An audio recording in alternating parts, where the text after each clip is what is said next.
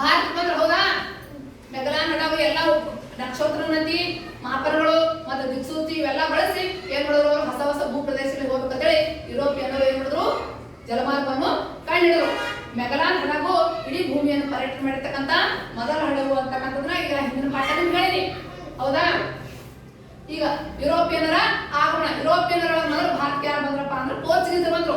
ಯುರೋಪಿಯನ್ನರು ಯಾರ್ಯಾರಪ್ಪ ಅಂದ್ರ ಪೋರ್ಚುಗೀಸರು, ಡಚ್ಚರು, ಫ್ರೆಂಚರು, ಇಂಗ್ಲಿಷರು, ಇಟಾಲಿಯನ್ನರು, ಜರ್ಮನರು ಇವರೆಲ್ಲ ಯುರೋಪಿಯನ್ನರು. ಹೇಳಿ ಒಂದ್ಸಲ ಯುರೋಪಿಯನ್ನರು ಯಾರ್ಯಾರು?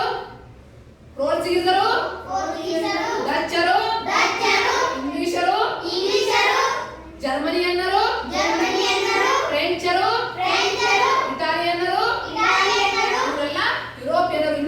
ಇನ್ನೂ ಬರ್ತಾರ, ಇನ್ನಷ್ಟು ಬಹಳಷ್ಟು ಮಂದಿ ಅದಾರ. ಇವ್ರು ಪ್ರಮುಖವಾಗಿರ್ತಕ್ಕಂಥವ್ರು ನೋಡ್ರಿ. ಭಾರತಕ್ಕೆ ಬಂದ ಮೊದಲ ಯುರೋಪಿಯನ್ನರು ಯಾರು ಅಂದ್ರೆ ಪೋರ್ಚುಗೀಸರು. ಪೋರ್ಚುಗೀಸರೊಳಗ ಯಾರು ಭಾರತಕ್ಕೆ ಬಂದ್ರಪ್ಪ ಯುರೋಪಿಯನ್ ನಾವಿಕ ಅಂದ್ರೆ ವಾಸ್ಕೋ ಡಿ ಗಾಮ. ಭಾರತಕ್ಕ ಬಂದಿರ್ತಕ್ಕಂಥ ಮೊದಲ ಪೋರ್ಚುಗೀಸ್ ನಾವಿಕ ಯಾರು ಅಂದ್ರೆ ವಾಸ್ಕೋ ಡಿ ಗಾಮ. ಯಾರ ಹೆಸರೇನು? ವಾಸ್ಕೋ ಡಿ ಗಾಮ 1498 ಭಾರತದಲ್ಲಿ ಬರ್ತಕ್ಕಂಥ ಕೇರಳದಲ್ಲಿ ಬರ್ತಕ್ಕಂಥ ಕಲ್ಲಿಕೋಟೆಗೆ ಬಂದ್ ತಲುಪದ. ಆ ಕಲ್ಲಿಕೋಟೆ ಒಳಗ ಜಾಮೋರಿನ್ ಅಂತಕ್ಕಂಥ ದೊರೆ ಆಳ್ವಿಕೆ ಮಾಡ್ತಿದ್ದ. ಅಲ್ಲಿ ಕಲ್ಲಿಕೋಟೆ ಯಾರು ಆಳ್ವಿಕೆ ಮಾಡ್ತಿದ್ರು? ಜಾಮೋರಿನ್. ಯಾರು ಆಳ್ವಿಕೆ ಮಾಡ್ತಿದ್ರು? ಜಾಮೋರಿನ್ ಅಂತಕ್ಕಂಥ ದೊರೆ ಅಲ್ಲಿ ಕಲ್ಲಿಕೋಟೆ ಒಳಗ ಆಳ್ವಿಕೆ ಮಾಡ್ತಿದ್ದ. ಆ ಸಂದರ್ಭದಲ್ಲಿ ವಾಸ್ಕೋ ಡಿ ಗಾಮ ಏನ್ ಮಾಡ್ದ? ಆ ಜಾಮೋರಿನ್ ದೊರೆ ಅನುಮತಿ ಪಡ್ಕೊಂಡು ವ್ಯಾಪಾರವನ್ನು ಚಾಲು ಮಾಡ್ದ. ನೋಡಿ ಅವ್ ವ್ಯಾಪಾರ ಮಾಡ್ದ, ವಾಪಸ್ ಅವ ತಗೊಂಡಿರ್ತಕ್ಕಂಥ ಲಾಭ ವಾಪಸ್ ದೇಶಕ್ಕೆ ಪೋರ್ಚುಗಲ್ ದೇಶಕ್ಕೆ ಹೋಗಿ ಮಾರಿದಾಗ ಅದ್ರ 60% ಲಾಭ ಆಗಿತ್ತ. ಅವ ಏನ್ ಹಾಕಿದ್ರ ಬಂಡವಾಳ ಅದ್ರ 60% ಅವನಿಗೆ ಲಾಭ ಆಗಿತ್ತ. ಯಾರಿಗೆ? ವಾಸ್ಕೋ ಡಿ ಗಾಮ. ಈ ಒಂದು ಲಾಭದ ಉದ್ದೇಶದಿಂದ ಪೋರ್ಚುಗೀಸರು ಒಬ್ಬರಾದ್ಮೇಲೆ ಒಬ್ಬರು ಬರಾಕ್ ಚಾಲು ಮಾಡಿಬಿಟ್ರು. ಅವಾಗ ಗವರ್ನರ್ ಆಗಿ ಆಲ್ಫಾನ್ಸ್ ಡಿ ಅಲ್ಬುಕರ್ಕ್ ಅಂತಕ್ಕಂಥ ಭಾರತದ ಗವರ್ನರ್ ಆಗಿ ಪೋರ್ಚುಗೀಸ್ ಸರ್ಕಾರ ಅವನಿಗೆ ಕಳಿಸ್ತು. ಅವ ಏನ್ ಮಾಡ್ದ? ಬಲಿಷ್ಠ ಸರ್ಕಾರವನ್ನು ಭಾರತದಲ್ಲಿ ತಮ್ಮ ಪೋರ್ಚುಗೀಸರ ಬಲಿಷ್ಠ ಸರ್ಕಾರವನ್ನು ಸ್ಥಾಪನೆ ಮಾಡಬೇಕು ಅನ್ನೋ ಉದ್ದೇಶ ಒಂದಾಗಿತ್ತು. ಅವ್ರು ಎಲ್ಲೆಲ್ಲಿ ತಮ್ಮ ಮಳಿಗೆಯನ್ನು ಸ್ಥಾಪನೆ ಮಾಡಿದ್ರಂದ್ರ ಗೋವಾ, ದಿಯು, ದಾಮನ್, ಬಸೀನ್, ಚೌಲ್, ಮಚಲಿಪಟ್ಟಣ ಅಲ್ಲ ಮತ್ತ ಮುಂಬೈ, ಇದು ಬಂಗಾಳದ ಹುಬ್ಳಿ. ಮುಂಬೈ ಬಂಗಾಳದ ಹುಬ್ಳಿ. ಎರಡು ಸಲ ಗೋವಾ, ದಿಯು, ದಾಮನ್, ಚೌಲ್, ಬಸೀನ್, ಸಲ್ಸೆಟ್, ಬಂಗಾಳದ ಹುಬ್ಳಿ. ಇಲ್ಲೆಲ್ಲ ತಮ್ಮ ವ್ಯಾಪಾರದ ಒಂದು ಕೇಂದ್ರಗಳನ್ನು ಅವರು ತೆರೆದ್ರು. ಯಾರು ತೆರೆದ್ರು ವ್ಯಾಪಾರದ ಕೇಂದ್ರಗಳನ್ನು? ಪೋರ್ಚುಗೀಸರು. ಯಾರು ತೆರೆದ್ರು? ಪೋರ್ಚುಗೀಸರು ತಮ್ಮ ವ್ಯಾಪಾರದ ಒಂದು ಕೊಠಡಿಗಳನ್ನು ಮಳಿಗೆಗಳನ್ನು ತೆರೆದ್ರು. ಆದ್ರೆ ಪೋರ್ಚುಗೀಸರು ಯಾವ ರೀತಿ ಅವನತಿ ಆಯಿತು ಅಂದ್ರೆ ಪೋರ್ಚುಗೀಸರ ನಂತರ ಬಂದಿರತಕ್ಕಂಥ ಡಚ್ಚರು ಮತ್ತು ಇಂಗ್ಲಿಷರು ಇವರೆಲ್ಲ ಬಹಳಷ್ಟು ಪ್ರಬಲ ಸ್ಪರ್ಧಿಗಳಾಗಿಬಿಟ್ರು. ಅವರನ್ನು ಹಿಮ್ಮೆಟ್ಟಿಸಿ ಗೆಲ್ತಕ್ಕಂಥ ಸಾಮರ್ಥ್ಯ ಪೋರ್ಚುಗೀಸರಲ್ಲಿ ಇರಲಿಲ್ಲ. ಮತ್ತು ಅಷ್ಟೇ ಪೋರ್ಚುಗೀಸರ ನೌಕರರು ಭ್ರಷ್ಟರಾದ್ರು. ಭ್ರಷ್ಟರು ಅಂದ್ರೆ ಲಂಚದವರು, ಸ್ವಾರ್ಥಿಗಳಾದ್ರು. ಭ್ರಷ್ಟ ಅಂದ್ರ ಸ್ವಾರ್ಥಿಗಳು. ಅವರು ನಿಸ್ವಾರ್ಥತೆಯನ್ನು ಬಿಟ್ಟು ಸ್ವಾರ್ಥ ಲಾಭಕ್ಕೋಸ್ಕರ ಬಡದಾದ್ರಿಂದ ಅವ್ರ ಸರ್ಕಾರ ಲಾಸ್ಟ್ ಅಂಚನ್ನು ತಲುಪಿತು. ಮತ್ತೆ ಇನ್ನೊಂದು ಏನ್ ಕಾರಣ ಆಯ್ತು ಅಂದ್ರೆ ಪೋರ್ಚುಗೀಸರ ಅವನತಿಗೆ ಮತಾಂಧತೆ. ಪೋರ್ಚುಗೀಸರು ಏನ್ ಮಾಡಿದ್ರು? ತಮ್ಮ ಧರ್ಮ ಕ್ರೈಸ್ತ ಆಗಿದ್ದರಿಂದ ಇಲ್ಲಿರ್ತಕ್ಕಂಥ ಭಾರತದಲ್ಲಿರ್ತಕ್ಕಂಥ ಹಿಂದೂಗಳನ್ನು ಕ್ರೈಸ್ತ ಧರ್ಮಕ್ಕ ಮತಾಂತರ ಮಾಡಕ್ಕೆ ಚಾಲು ಮಾಡಿದ್ರು. ಇದು ಕೂಡ ಅವರ ಒಂದು ಅವನತಿ ಕಾರಣ ಆಯ್ತು. ಪೋರ್ಚುಗೀಸರ ಅವನತಿಗೆ ಇವೆಲ್ಲ ಕಾರಣ ಆದವು. ಪೋರ್ಚುಗೀಸರ ನಂತರ ಭಾರತಕ್ಕೆ ಯಾರು ಬಂದ್ರಪ್ಪ ಅಂದ್ರೆ ಡಚ್ಚರು. ಯಾರು ಬಂದ್ರು? ಡಚ್ಚರು. 1402 ಭಾರತ ಬಂದ್ರು. ಅವರು ಸ್ಥಾಪನೆ ಮಾಡಿರ್ತಕ್ಕಂಥ ಕಂಪನಿ ಹೆಸರ ಡಚ್ ಈಸ್ಟ್ ಇಂಡಿಯಾ ಕಂಪನಿ. 1402 ಅವರು ಡಚ್ ಈಸ್ಟ್ ಇಂಡಿಯಾ ಕಂಪನಿಯನ್ನು ಪ್ರಾರಂಭ ಮಾಡಿದ್ರು. ಯಾರು? ಡಚ್ಚರು. ಡಚ್ಚರು ಯಾವ ದೇಶದಿಂದ ಬಂದಿದ್ರು ಅಂದ್ರೆ ನೆದರ್ಲ್ಯಾಂಡ್ ದೇಶದಿಂದ ಅವರು. ಹಾಲೆಂಡ್ ಇನ್ನೊಂದು ಹೆಸರು ನೆದರ್ಲ್ಯಾಂಡ್ ದೇಶದಿಂದ ಅವರು ಭಾರತ ಬಂದಿದ್ರು ಡಚ್ಚರು ವ್ಯಾಪಾರ ಮಳಿಗೆಗಳಲ್ಲಿ ಇದ್ದಪ್ಪ ಅಂದ್ರ ಡಚ್ಚರ ವ್ಯಾಪಾರ ಮಳಿಗೆಗಳು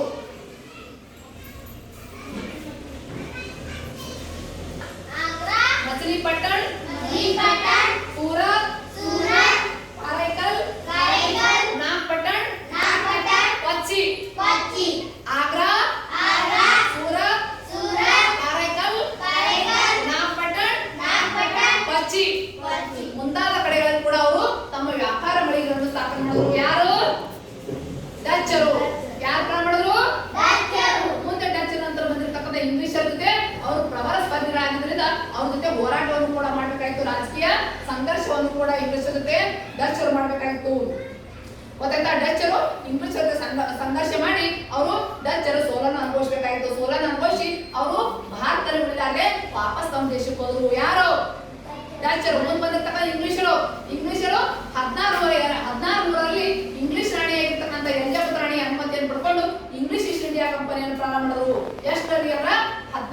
1600ರಲ್ಲಿ. ಇಂಗ್ಲಿಷ್ ಈಸ್ಟ್ ಇಂಡಿಯಾ ಕಂಪನಿ ಯಾವಾಗ ಪ್ರಾರಂಭ ಆಯ್ತಪ್ಪ? 1600ರಲ್ಲಿ. ಇಂಗ್ಲಿಷ್ ಸ್ಥಾಪನೆ ಮಾಡಿರ್ತಕ್ಕಂಥ ಸಂಸ್ಥೆ ಹೆಸರೇನು? English East India company. ಹೇಳ್ರಿ, English East India company. English East India company ಯಾರು ಪ್ರಾರಂಭ ಮಾಡಿದ್ರು? ಇಂಗ್ಲಿಷರು. ಇಂಗ್ಲಿಷರು. ಯಾರು ಪ್ರಾರಂಭ ಮಾಡಿದ್ರು? ಇಂಗ್ಲಿಷರು. ಇಂಗ್ಲಿಷ್ ಈಸ್ಟ್ ಇಂಡಿಯಾ ಕಂಪನಿ ಯಾರು ಪ್ರಾರಂಭ ಮಾಡಿದ್ರು? ಇಂಗ್ಲಿಷರು. Very good. ಇಂಗ್ಲಿಷರು ಇಂಗ್ಲಿಷ್ ಈಸ್ಟ್ ಇಂಡಿಯಾ ಕಂಪನಿಯನ್ನು ಎಲಿಜಬೆತ್ ರಾಣಿಯ ಅನುಮತಿಯನ್ನು ಪಡ್ಕೊಂಡು 1600ರಲ್ಲಿ ಭಾರತದಲ್ಲಿ ಅವರು ಇಂಗ್ಲಿಷ್ ಕೊಠಡಿಯನ್ನು ಪ್ರಾರಂಭ ಮಾಡಿದ್ರು. ಅವರು ಸ್ಥಾಪನೆ ಮಾಡಿರ್ತಕ್ಕಂಥ ಮಳಿಗಳ ಹೆಸರು ಆಯ್ತು ನೋಡ್ರಿ. ಇಂಗ್ಲಿಷ್ ಸ್ಥಾಪನೆ ಮಾಡಿರ್ತಕ್ಕಂಥ ಮೊಘಲ್ ಚಕ್ರವರ್ತಿ ಆಗಿರ್ತಕ್ಕಂಥ ಜಹಾಂಗೀರ್ನ ಒಂದು ಅನುಮತಿಯನ್ನು ಪಡ್ಕೊಂಡು ಜಹಾಂಗೀರ್ ಏನಂದ್ರೆ ಜಹಾಂಗೀರ್ ಮೊಘಲ್ ಚಕ್ರವರ್ತಿ ಆಗಿರ್ತಕ್ಕಂಥ ಜಹಾಂಗೀರ್ನ ಅನುಮತಿಯನ್ನು ಪಡ್ಕೊಂಡು ಅವ್ರು ಏನ್ ಮಾಡೋದು ಸೂರತ್ನಲ್ಲಿ ಸುಂಕರಹಿತ ವ್ಯಾಪಾರವನ್ನು ಮಾಡೋ ಪರವಾನಗಿ ಪತ್ರವನ್ನು ಪಡ್ಕೊಂಡ್ರು. ಸುಂಕರಹಿತ ಅಂದ್ರ ಯಾವುದೇ ತೆರಿಗೆ ಕೊಡಲಾರದೆ ವ್ಯಾಪಾರ ಮಾಡೋದು, ಅದಕ್ಕೆ ಸುಂಕರಹಿತ ವ್ಯಾಪಾರ ಅಂತಾರ. ಅಂತ ಸುಂಕರಹಿತ ವ್ಯಾಪಾರ ಮಾಡೋದಕ್ಕೆ ಏನ್ ಕರೀತಾರ? ದಸ್ತಕ್ ಅಂತ ಕರೀತಾರ. ಏನ್ ಕರೀತಾರ? ದಸ್ತಕ್. ಏನಂತಾರ? ದಸ್ತಕ್. ಉಕ್ಕಾಟೆ ವ್ಯಾಪಾರ ಮಾಡೋದು, ಎಣ್ಣೆ ಹಾಕೊಳ್ಳಾರದೆ ವ್ಯಾಪಾರ ಮಾಡೋದು ಸುಂಕರಹಿತ ವ್ಯಾಪಾರ, ಅದಕ್ಕ ದಸ್ತಕ್ ಅಂತ ಕರೀತಾರ. ಪಾಸ್ಗಳನ್ನಾಗ ಆ ಪುಸ್ತಕಗಳಿಗೆ ಪುಸ್ತಕಗಳಿಗೆ ದಸ್ತಕ್ ಅಂತ ಕರೀತಾರ. ಅವರು ಸ್ಥಾಪನೆ ಮಾಡಿರ್ತಕ್ಕಂಥ ಮಳಿಗೆಗಳು ಎಲ್ಲಿ ಸ್ಥಾಪನೆ ಮಾಡೋದಂದ್ರ ಮಂಡಳಿಗಳು ಇದು ಅಂದ್ರ ಕಲ್ಕತ್ತಾ, ಮುಂಬೈ, ಆಗ್ರಾ, ಅಹಮದಾಬಾದ್, ರೋಜ್. ಇನ್ನೊಂದ್ಸಲ ಹೇಳ್ತೀನಿ ಹೇಳ್ರಿ. ಮುಂಬೈ, ಕಲ್ಕತ್ತಾ, ಮದ್ರಾಸ್, ಆಗ್ರಾ, ಅಹಮದಾಬಾದ್, ರೋಜ್ ಮುಂತಾದ ಕಡೆ, ಇನ್ನೂ ಮುಂತಾದ ಕಡೆ ಪ್ರಮುಖವಾದ ಮಳಿಗೆಗಳು, ಮುಂತಾದ ಕಡೆ ಮಳಿಗೆಯನ್ನು ಪ್ರಾರಂಭ ಮಾಡಿದ್ರು. ಮತ್ತೇನ್ ಮಾಡಿದ್ರಪ್ಪ ಅಂದ್ರೆ ಅವರು ತಮ್ಮ ಕೋಟೆಗಳ ಸುತ್ತ ಕೋಟೆಗಳನ್ನು ಕಟ್ಕೊಂಡು ಚಾಲು ಮಾಡಿಬಿಟ್ರು. ತಾವು ವಾಸ ಮಾಡ್ತಕ್ಕಂಥ ಸ್ಥಳದಾಗ ಕೋಟೆಗಳನ್ನು ಕೂಡ ಕಟ್ಟಾಕ ಚಾಲು ಮಾಡಿಬಿಟ್ರು. ಕೋಟೆಗಳನ್ನು ಕಟ್ಲಕ ಚಾಲು ಮಾಡಿದ್ರು. ಮತ್ತೆ ಮದ್ದು ಗುಂಡುಗಳನ್ನ ಇಟ್ಕೊಳಕತ್ರು. ಏನ್ ಇಟ್ಕೊಳಕತ್ರು? ಮದ್ದು, ತಮ್ಮ ರಕ್ಷಣೆಗೋಸ್ಕರ ಮದ್ದು ಗುಂಡುಗಳನ್ನ ಇಟ್ಕೊಳಕತ್ರು. ಮತ್ತೆ ಜೊತೆಗೆ ಏನ್ ಮಾಡಿದ್ರು ಅವರು? ಸೈನಿಕರು ಕೂಡ ತಮ್ಮ ರಕ್ಷಣೆಗೋಸ್ಕರ ಭಾರತೀಯ ಸೈನಿಕರನ್ನು ಕೂಡ ತಮ್ಮ ರಕ್ಷಣೆಗೋಸ್ಕೊಂಡ್ರು ಇಟ್ಕೊಂಡ್ರು. ಅವರು ಯಾರು? ಇಂಗ್ಲಿಷರು. ಯಾರು? ಇಂಗ್ಲಿಷರು. ನೋಡ್ರಿ, ಮುಂದೆ ಬಂದಿರ್ತಕ್ಕಂಥ ಫ್ರೆಂಚರು ಕೂಡ ಭಾರತದಲ್ಲಿ ವ್ಯಾಪಾರ ಬಂದ್ರು. ಅವರು ಬ್ರಿಟಿಷರ ಜೊತೆ ಯುದ್ಧವನ್ನು ಮಾಡ್ಬೇಕಾಯ್ತು, ರಾಜಕೀಯ ಸಂಘರ್ಷ ಮಾಡ್ಬೇಕಾಯ್ತು. ಕೊನೆಗೆ ಆ ರಾಜಕೀಯ ಸಂಘರ್ಷದಲ್ಲಿ ಈ ಇಂಗ್ಲಿಷರ ಮೇಲುಗೈ ಆಯ್ತು. ಕೊನೆಗೆ ಯಾರಿಗೆ ಮೇಲುಗೈ ಆಯ್ತು? ಇಂಗ್ಲಿಷರು. ಎಲ್ಲರೂ ಸೋತು ಕೊನೆಗೆ ಭಾರತದಲ್ಲಿ ಇಂಗ್ಲಿಷರು ಉಳಿಯುವಂತಾಯ್ತು. ಮುಂದೆ ಇಂಗ್ಲಿಷರನ್ನು ಸ್ವತಂತ್ರ ಸಿಗ್ತಕ್ಕಂಥ 1947ರವರೆಗೆ ಭಾರತ ದೇಶವನ್ನು ಆಳ್ವಿಕೆ ಮಾಡಿದ್ರು. ಅವ್ರು ಏನೇನು ಆಳ್ವಿಕೆ ಮಾಡಿದ್ರಪ್ಪ, ಏನೇನ್ ಮಾಡಿದ್ರು ಮತ್ತು ಯಾವ ಪ್ರದೇಶದಲ್ಲಿ ಹೆಂಗೆ ಮಾಡಿದ್ರು ಮತ್ತು ಅವ್ರ ವಿರುದ್ಧ ಅವ್ರ ವಿರುದ್ಧ ಎಷ್ಟು ಜನ ಹೋರಾಟ ಮಾಡಿದ್ರು. ಸುಮಾರು 4 ಲಕ್ಷ ಜನ ನಮ್ಮ ಭಾರತ ಸ್ವಾತಂತ್ರ್ಯ ಸಿಗಬೇಕಾದ್ರ 4 ರಿಂದ 6 ಲಕ್ಷ ಜನ ತಮ್ಮ ಪ್ರಾಣ ಕೊಟ್ಟರ. ಎಷ್ಟು ಜನ? 4 ರಿಂದ 6 ಲಕ್ಷ ಜನ. ಆಗಿನ ಕಾಲದ ಮೊಬೈಲ್ ಇರ್ಲಿಲ್ಲ, ಆಗಿನ ಕಾಲದ ಮಾಡ್ತಕ್ಕಂಥ ಗುಂಡುಗಳು ಕೂಡ ಇರಲಿಲ್ಲ, ಈಗಿನ ಬಂದೂಕ ಗಾಲಿ ಏನೂ ಇರಲಿಲ್ಲ. ಬರೀ ಕೈಲಿ ಪುರಾಣಿಗಳು ಇರ್ತಿತ್ತು, ಬರೇ ಕತ್ತಿ ಪುರಾಣಿಗಳಿಗೆ ಯುದ್ಧ ಮಾಡ್ತಿದ್ರು ಅವರು. ಸುಮಾರು 4 ರಿಂದ 6 ಲಕ್ಷ ಜನ ತಮ್ಮ ಪ್ರಾಣವನ್ನು ಕೊಟ್ಟಾರ ಭಾರತ ದೇಶಕ್ಕೋಸ್ಕರ, ಸ್ವಾತಂತ್ರ್ಯಕ್ಕೋಸ್ಕರ. ಇಷ್ಟು ಜನ ಅವ್ರ ಪ್ರಾಣ ಕೊಟ್ಟರ. ಅವರು ಬಲಿದಾನವನ್ನು ಇವತ್ತ ನಾವ್ ಯಾರು ಬಲಿಬಾರ್ದು. ಅವ್ರು ಏನ್ ಮಾಡ್ತಾರ ಅವ್ರ ಸಾಧನೆಯನ್ನು ನಾವೆಲ್ಲ ತಿಳ್ಕೋಬೇಕು. ಮುಂದಿನ ಪಾಠಗ ನಿಮ್ಗೆ ಹೇಳ್ತೀನಿ, ಮುಂದೆ ಕಂಟಿನ್ಯೂ ಬರ್ತೈತಿ ಪಾಠ, ಅದ್ ಹೇಳ್ತೀನಿ. ಇವತ್ತಿಗೆ ಈ ಪಾಠ ಮುಗಿತು. ಮುಂದೆ ಹೇಳಿ. ಭಾರತಕ್ಕೆ ವ್ಯಾಪಾರಕ್ಕೆ ಬಂದ ಮೊದಲ ಯುರೋಪಿಯನ್ನರು ಯಾರು? ಯಾರಪ್ಪ? Very good. ಯಾರು? ಭಾರತಕ್ಕೆ ವ್ಯಾಪಾರಕ್ಕೆ ಬಂದ ಮೊದಲ ಯುರೋಪಿಯನ್ ಯಾರು? ಪೋರ್ಚುಗೀಸರು. ಭಾರತದಲ್ಲಿನ ಪೋರ್ಚುಗೀಸ್ ವ್ಯಾಪಾರ ಕೇಂದ್ರಗಳು ಯಾವುವು?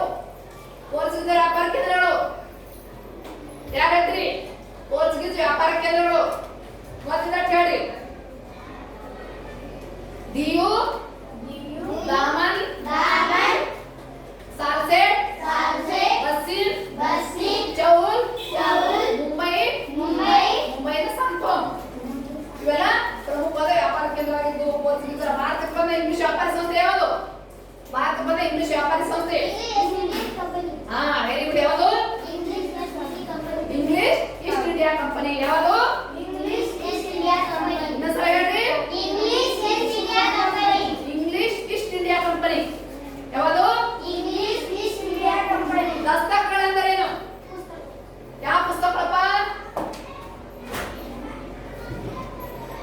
ಸುಂಕವಿಲ್ಲದೆ ಮುಕ್ತವಾದ ವ್ಯಾಪಾರ ಮಾಡುವ ಪುಸ್ತಕಗಳು. ಸುಂಕವಿಲ್ಲದೆ ಮುಕ್ತವಾಗಿ ವ್ಯಾಪಾರ ಮಾಡುವ ಪುಸ್ತಕಗಳು. ಯಾವುದೇ ಸುಂಕವಿಲ್ಲದೆ ಮುಕ್ತವಾಗಿ ವ್ಯಾಪಾರ ಮಾಡುವ ಪುಸ್ತಕಗಳಿಗೆ